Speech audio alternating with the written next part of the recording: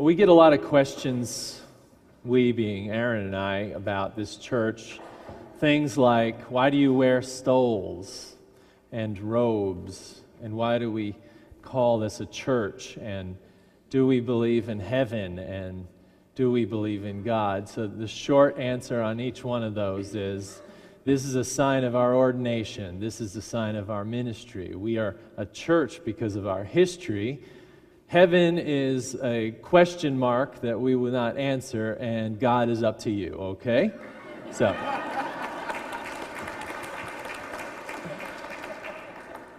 the other question we have is, why do we pray? And it's the source of eternal sermon material, which comes to bear today for me, in part because I am in a study group that meets each fall on the shores of the Illinois River north of St. Louis, and this year we're studying prayer, and so it's been on my mind as I read about prayer. And secondly, because starting in the Jewish High Holy Days, for some reason I picked up my grandfather's prayer book, which is a little book that could fit into a pocket, and half of it obviously in Hebrew and the other side is in English, and I've been reading those prayers. They're very floral in their language, beseeching God and the Lord to uphold the covenant and to be present to the lives of those who are praying. And I realized in our society we have a lot of prayer. I know this is kind of one of those things where when you learn a new word, you see that word everywhere. So I've been thinking about prayer. I see it everywhere. Not only in hospital rooms or at football games, but in restaurants, hanging from mirrors in people's cars, in all sorts of places, sporting events, whatnot. I was at an Ironman. I did an Ironman relay where I rode the 112 miles, and somebody else ran the marathon, and somebody else did the swimming, thank goodness. And this was a few weeks ago, and I'm standing on the shore of Lake Hefner in Oklahoma City, and we're all waiting for this big race to happen, and I can hear the announcer talking, and I can just hear the prayer coming. I just know it's coming. It's just sort of the way he was slowing down, and at 7 in the morning with the sunrise and all these athletes ready to dive into the lake, they stop everything. And now we have Pastor, whatever his name was, say a prayer. Why? It's amazing. It's everywhere. I saw a license plate the other day that said PRY number 4ME. And I thought, pry for me? What?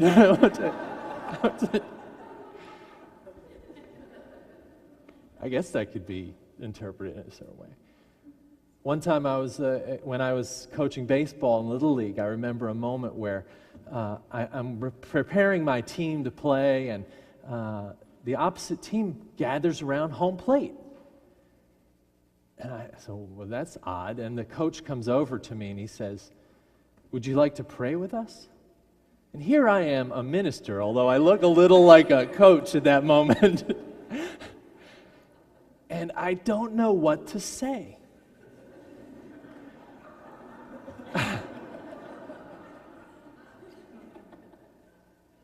Cardinals coach asking us to pray with him, the team. I look at my team, and there's Ira, who's Jewish and doesn't play baseball on Shabbat. And there's Juan, who hardly speaks English. And there's like 3 Unitarians, including my daughter, who they have all kinds of thoughts about this. And I said, no, thank you.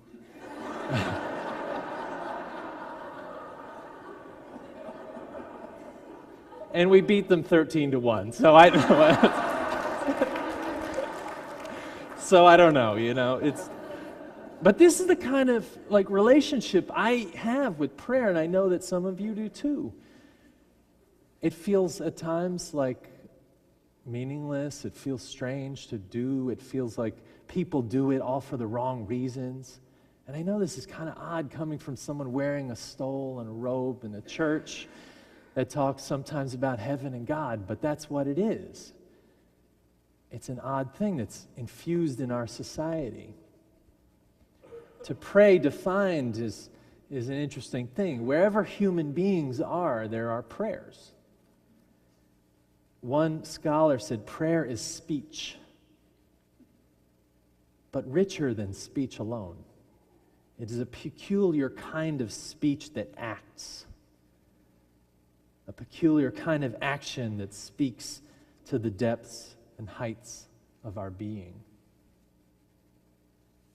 So prayer is often seen as praising, cajoling, pleading with God. But maybe prayer is just to act. So I've been thinking about what is prayer. What is it? Not only in its activity, but what does it do? And I've come up with 3 things. The Trinity of prayer. The first is that prayer is physical. I don't know if you feel it, but when we say, "Let us pray, God of many names, a mystery beyond all our naming," I feel my body change. The position that I take, the breathing. It's physical. Whether it's a recovering alcoholic standing in a meeting leading a serenity prayer, or a nun turning her prayer beads, or a child crossing himself, or a Quaker shaking a meditating yogi, an Indian chewing peyote, a monk sitting Zen, an Orthodox Jew dancing with the Torah, or a Muslim praying the prayer that they say, the prostration is actually in the shape of the Arabic letters for Adam, or the original man. It's a physical act. The original peoples of the earth always believed that to pray was to come into union with God, not to pray to a distant God, but to create a union, almost to become that God in the present, to affect the world they lived in. So prayer is physical, is one. 2, prayer is intentional. That means it makes deliberate space where there is no deliberate space or time. It clears away an area in our busy lives for a moment to pay attention to. I think there's some kind of instinct in the human spirit that draws us into that, because we live in these chaotic lives with all this noise and commentary and things to see. But we need to make a space occasionally. That's why we go in our homes and close the door. But prayer is intentional space, in space and time, and that's why people do it in all kinds of settings, to mark a moment. And prayer, in a sense, is intentional. It also precedes belief systems, I think. That natural inclination to ask, to thank, to request, to supplicate, all those things precede our belief systems. So for UUs, we long for a beautiful, good, wise, true, peaceful, loving world. So prayer can be the ground floor of that, and probably these ideas that we try to promote probably come from the prayers of our ancestors, who cleared space and made their prayers physical in a way to allow for those belief systems to come about. So prayer is physical and prayer is intentional. And 3rd, prayer can be restorative. I hoped for a word with a AL at the end there, so maybe restorational. Prayer can heal us, but from my opinion, it's not the kind of thing that I pray for you when you're sick and so you miraculously get better. But it's that because I pray for you and you know that I pray for you, we both heal. Prayer can be restorative in that it can calm the angers in our lives. It can calm the divisions. It can help us somehow when we tap into that part of our brain and this soulful experience. It can somehow remind us that we are part of something bigger.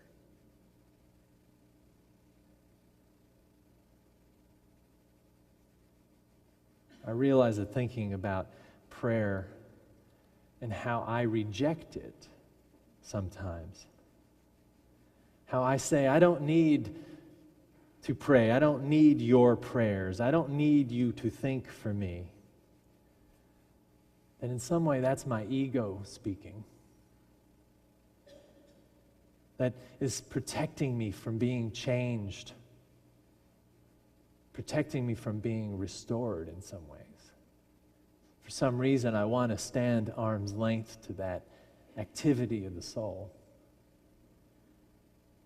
And if prayer is something more than just pleading for favors, it means we have to be willing to surrender that ego idea. We have to sacrifice that self-will sometimes to be able to accept prayer or the prayers of others is to sacrifice our egos on the altar of surrender. Surrender to the idea that we are part of a mighty stream of human life, and that we too have needs, that we too have needs of others holding us dear. So prayer is physical, and it's intentional, and it's restorational. It's restorative.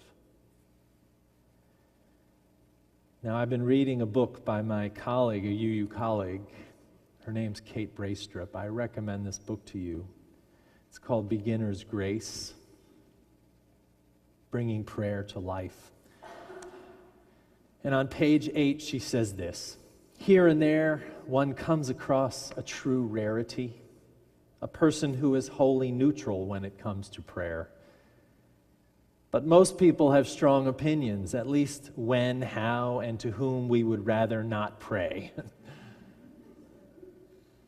We don't want to be forced to pray in the forms and words of a religion we don't subscribe to, or to a God we don't believe in. She's speaking as a UU, really, someone who questions this whole idea. So we don't pray at all, she says. And life moves along in its busy, mindless, distracted way until an 18-wheeler is veering over the double line into our lane, and life is suddenly very simple.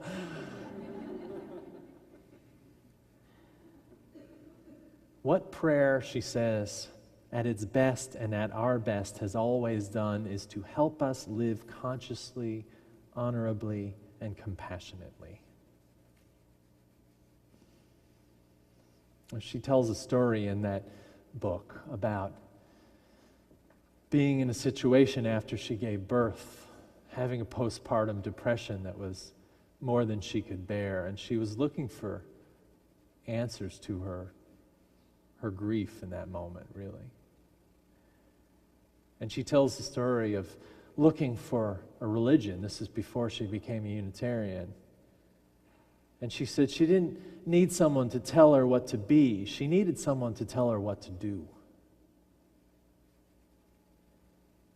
So she's perusing the feminist bookshelf at the bookstore in her town in Maine, looking for an answer, looking for a connection to that depression that has come on after the birth of her child. And out from the other side of the bookshelf comes Pastor Larry, a Methodist minister friend of hers who's a chaplain at the hospital. And she tells him of her struggle, and he says, "Hold on a minute." And he pulls out a crumpled envelope and a pen, and he writes something on it. He says, "Here's your prescription. Do it 2 times a day." She takes it and she unfolds it, and she reads the 23rd Psalm. She says, here is this atheist being handed a prayer by a Methodist minister. She says this atheist in a foxhole starts to pray the 23rd Psalm 10 times a day. And she didn't recite it, she read it. The prayer was physical for her. It was intentional. It made time in her day and space for her. And it restored her soul, as the 23rd Psalm says. It worked on her, in other words. Now, the good news is that you can do this. And if you pray like the atheist in the reading, it doesn't mean that you have to have a name and an address on the envelope of your prayer. Prayer is a way of stating your intention, stating what is real for you. And sometimes it's a way to say something that you wouldn't say to your sister or to the grocery clerk or to your spouse or partner. It is a way of drilling down into the ground of being and practicing a way that helps you stand more firm for who you are and your place in the world. It is a way to acknowledge that everyone and everything counts in this world. Acknowledging a moment in your life with the people in your life. Maybe it's as simple as that. Now I want to finish with a story. It's a story that was told by a man named Tony Campolo, who's an evangelical minister, really. Shared this story with me. Tony tells this story about going to Honolulu from the East Coast. And what you have to know is that Tony is the kind of person who, if you walked into a New York deli and he was behind the counter, you wouldn't blink an eye. He's kind of a real salt-of-the-earth kind of person. And he flies all the way from the Northeast or New York to Honolulu, and he's jet-lagged. And so he gets up at 3 in the morning, and he goes out and he looks for something to eat. And there's a little diner that's open. And he goes in, and there are no tables really. It's a pretty small place, just a counter. And he goes up, and this big guy with a big dirty apron comes out. And he says, "What do you want?" And Tony looks at him, and he looks at the menu, that kind of plasticky menu that he says if he opened it, an extraterrestrial might pop out. He says, "How about coffee and a donut?" And the guy kind of wipes his hands on his greasy apron and grabs a donut and gives it to him. And he's sitting there having his donut and his coffee. It's 3 in the morning, and 2 prostitutes come into the place. And this is not a joke, this is real. And they sit down on either side of him, and he says he kind of tries to shrink and go away. And one of them on his right says to the other one, "You know, tomorrow's my birthday. I'm going to be 39. And the one on the left says, "So what do you want me to do about it? You want me to sing you a song? You want me to make you a cake? Don't tell me about that." And she says, "Hey, don't be harsh on me. I'm just telling you, it's my birthday." And they spend a little time there, and they go out, and Tony asks the owner of the place, "Do they come in here all the time?" He says, "They come every night at 3 o'clock. He says, "What about that one sitting on my right?" He says, "Oh, that was Agnes." He says, "It's going to be her birthday tomorrow. How about we throw her a birthday party?" And the guy says, "That's a great idea. Let's do that." He calls his wife out, "Hey, this guy wants to throw a birthday party for Agnes." She says, "Great, I'll make the cake." And Tony says, "I'll bring the decorations. Tomorrow night at 3 o'clock, we'll have a surprise birthday party for Agnes." So he comes back the next day. The cooks make the cake. He decorates the whole place. The place is packed full with prostitutes from all over Honolulu. Somehow they all found out about it, and they wait for Agnes. She walks in, and they say, "Surprise!" and they start singing her happy birthday. She holds herself up. She's so stunned. And they sit her down, and they bring her the cake. And the cook comes out. He says, "Come on, Agnes, blow out the candles." And she's crying so much she can't do it. So he blows out the candles. He said, "Come on, Agnes, now you have to cut the cake." And she says, "I don't want to cut the cake." She turns to Tony. She says, "Do I have to cut the cake?" And he says, "No, it's your cake." She says, "I want to show my mother. She's just 2 blocks down here. I'll be right back." He says, "Now?" She says, "Yeah, I'll be right back." She picks up the cake, walks out the door to go show her mother. The place is dead silent like it is right now. Tony looks around, room full of prostitutes. The whole place is quiet. He says, "Maybe we should pray." He admits that was a weird idea at that moment. But in my mind, they grab hands and he prays. And he prays that Agnes be made whole, that she be loved, that she be healed from all the bad things that men have done to her since she was 12 or 13 years old.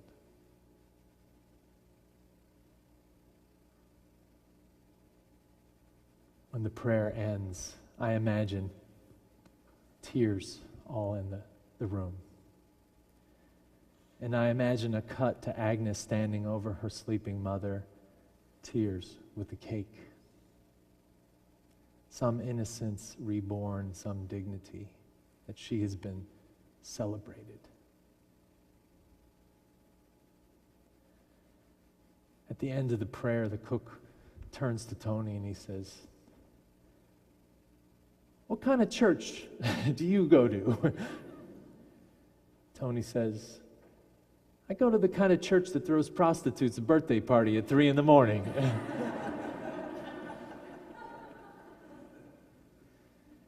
In my mind, the most important part of that story is the prayer. His prayer brings loose ends to the chaos, brings people divided together, brings a healing love to a people who are abused, dignity to that moment. And whether that is the work of God or the work of human being is not my concern. What we need from time to time is to be reminded in our noisy, bustling lives that we are embodied, that we can create a space that is intentional, that life is precious, and it is precious to be held by others.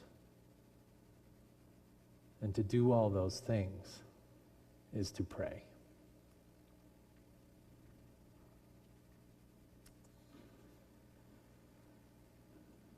So you've been handed a yellow card on your way in. And I want to ask you to enter into an exercise of vulnerability in support of the idea that prayer might make a difference.